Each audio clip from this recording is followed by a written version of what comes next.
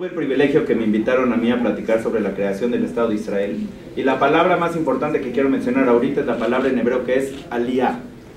Aliyah es una palabra que traducida al español quiere decir subir.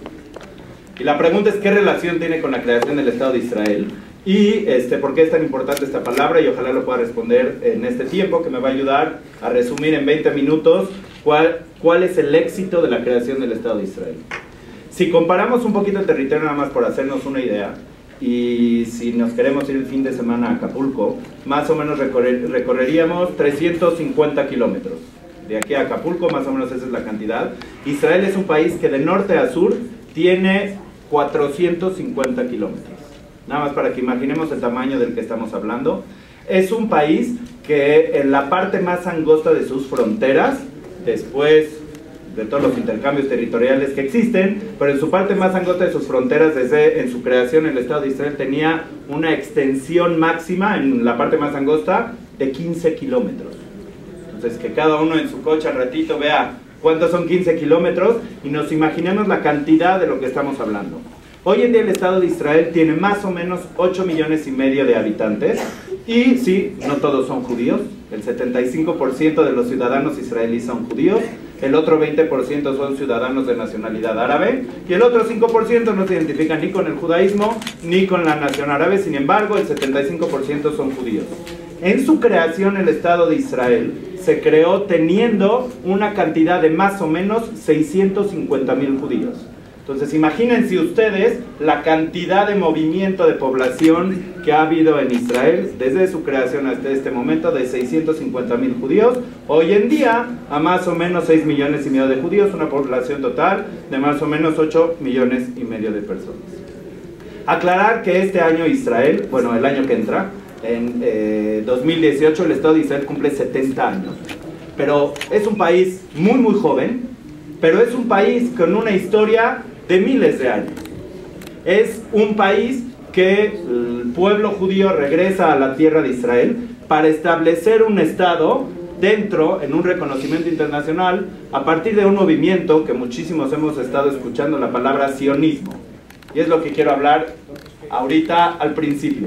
Había un personaje que se llamaba Theodor Herzl, que en 1897, imagínense hace cuántos años, 1897, Theodor Herzl decidió compartir una idea con el mundo, y en especial también con el pueblo judío, de definir un hogar nacional para el pueblo judío en la tierra de Israel.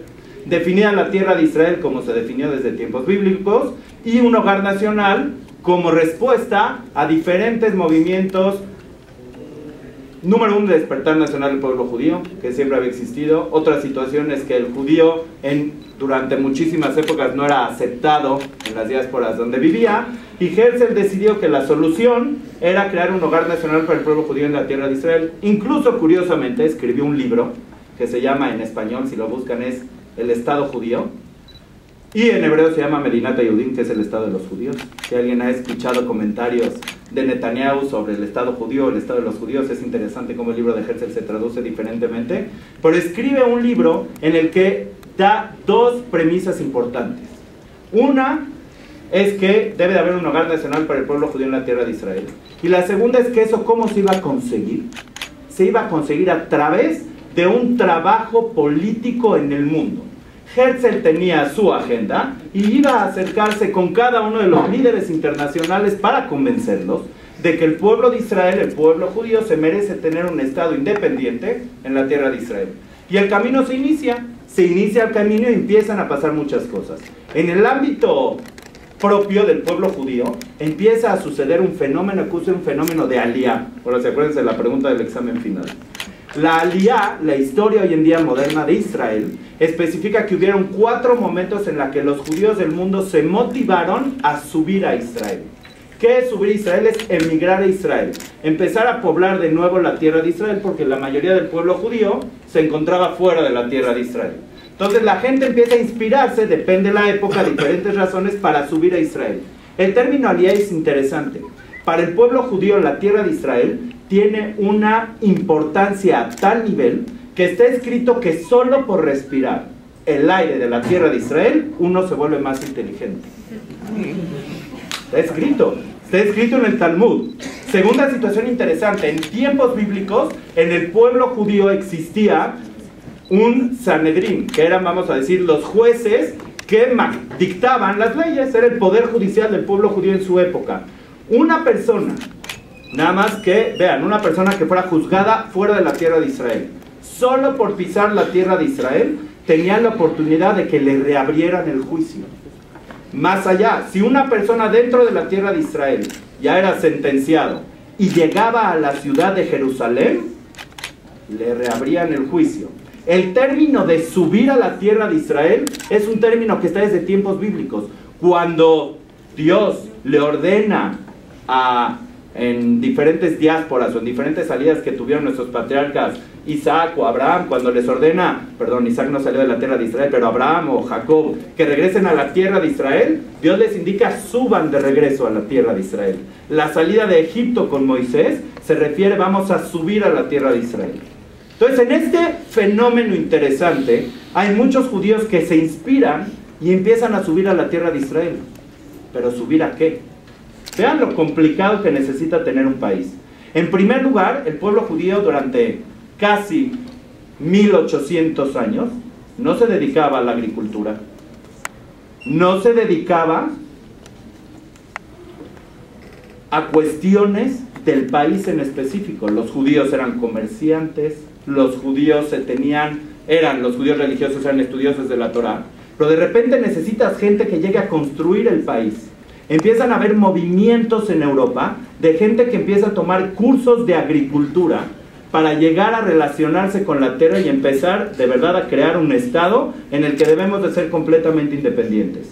Empieza a haber un fenómeno interesante. Hay muchísimas aliot, el plural de aliyah en hebreo, en la que empiezan a generar cosas interesantes. Por ejemplo, si ustedes van a Israel, se van a dar cuenta que la Universidad Hebrea de Jerusalén es más vieja que el Estado. O se van a dar cuenta que el Technion, también la Universidad Tecnológica, es más vieja que el Estado. O se van a dar cuenta que de repente en los años 1900 ya existen billetes. Empiezan a existir billetes, empieza a existir un banco central que empieza a emitir billetes en hebreo con un Maguen David. Pero imagínense un Maguen David, una estrella de David. Pero imagínense lo más interesante. Los judíos en el mundo hablan un idioma del lugar donde viven. Los judíos en Francia hablan francés. Los judíos en Inglaterra hablan inglés. Y empieza a haber un despertar nacional que es agarrar el hebreo que se utiliza para estudiar la Torá y hablarlo entre todos nosotros para que ese país empiece a tener un idioma de todos. Ese es uno de los renacimientos más impresionantes que existen. Un personaje llamado Ben Yehuda, que pueden ir a Israel, y en Jerusalén es una de las calles más divertidas.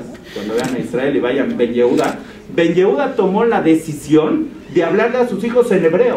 Y ese fenómeno nacional, imagínense un cuate que diga vamos a empezar a hablar en hebreo, es lo que provoca que toda la gente empiece a hablar en hebreo. Situaciones interesantes. Resulta que necesitamos comprar tierra.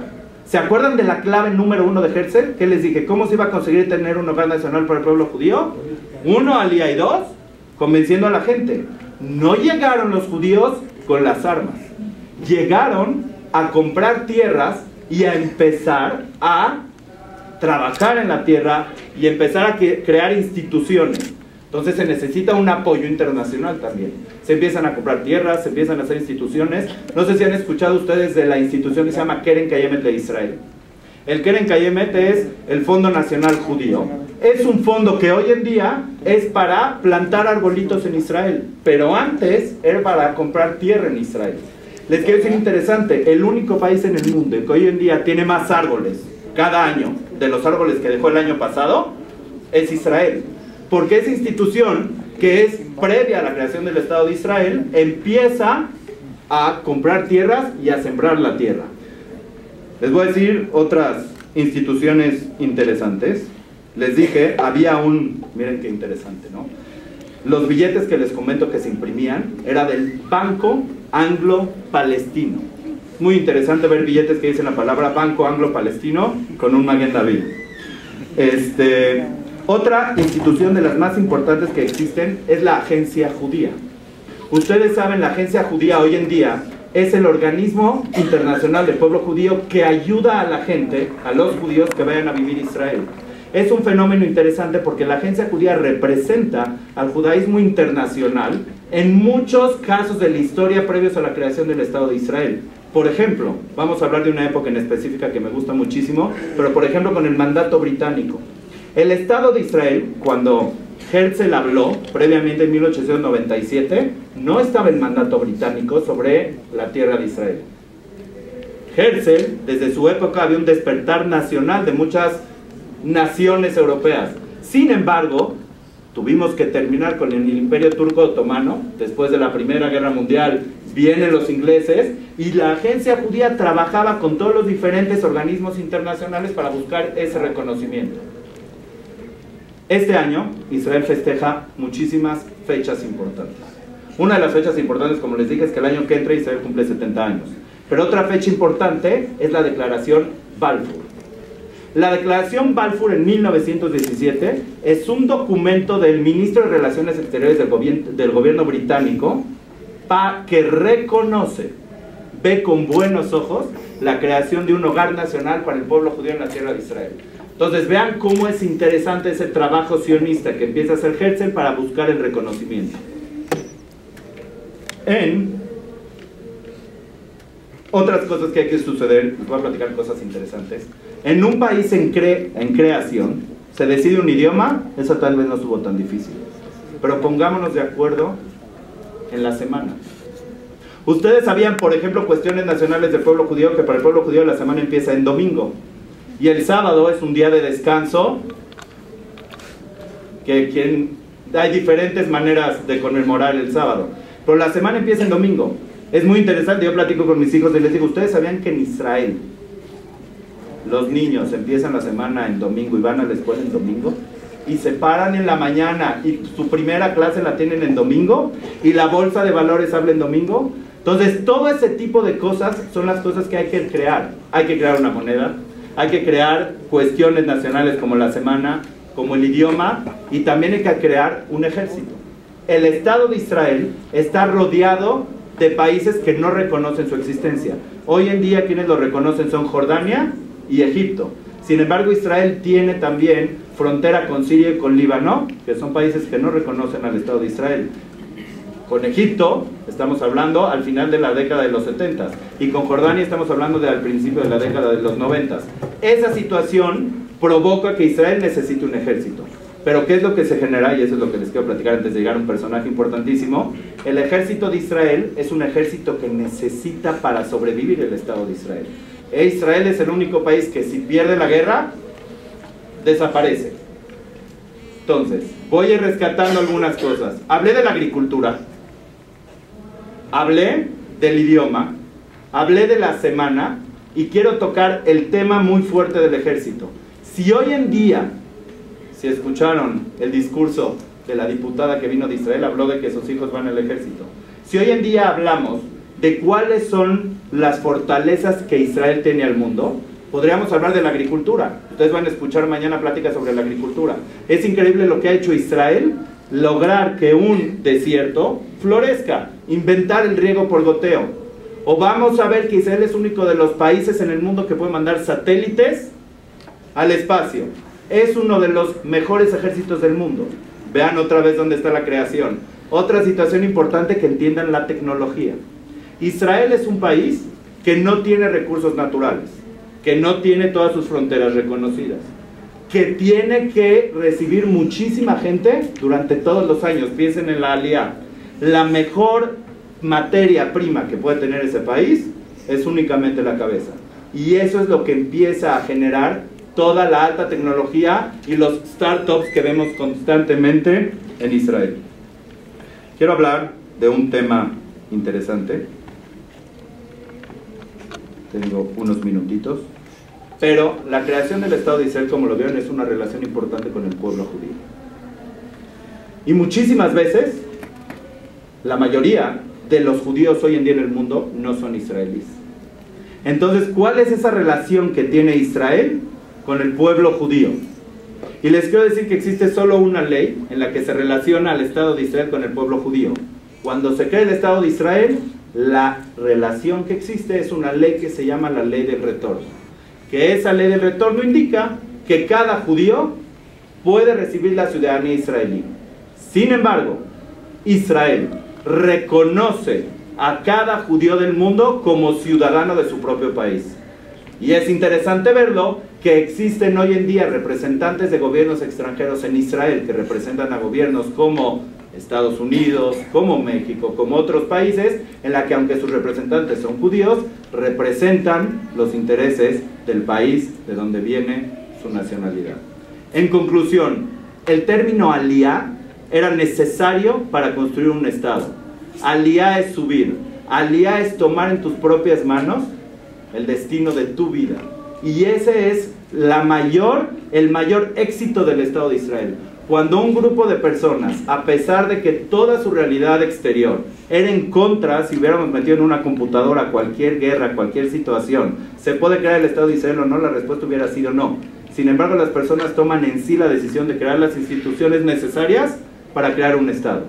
El 15 de mayo de 1948, David Ben Gurión, el primer ministro del Estado de Israel, quien en ese momento era el presidente de la agencia judía, que era el gobernador de todos los judíos, declara la creación del Estado de Israel.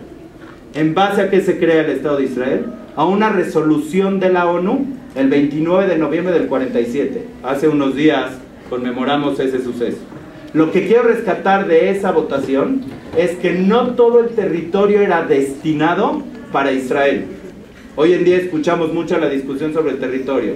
No todo el territorio era destinado para Israel, y Ben Gurión se agarró los pantalones y dijo: acepto la resolución de la ONU, declaró la existencia del Estado de Israel, no teniendo toda la tierra del Estado de Israel, y a partir de esa decisión es que hoy en día podemos ver el Estado de Israel como es. Líderes que tomaron decisiones en sus manos, que tomaron la decisión de tomar el destino en sus manos y lograron tener un país hoy en día que es una luz para muchos países en muchos sentidos. Un país que puede mandar satélites al espacio y que puede hacer que el desierto florezca. Muchísimas gracias por escucharme.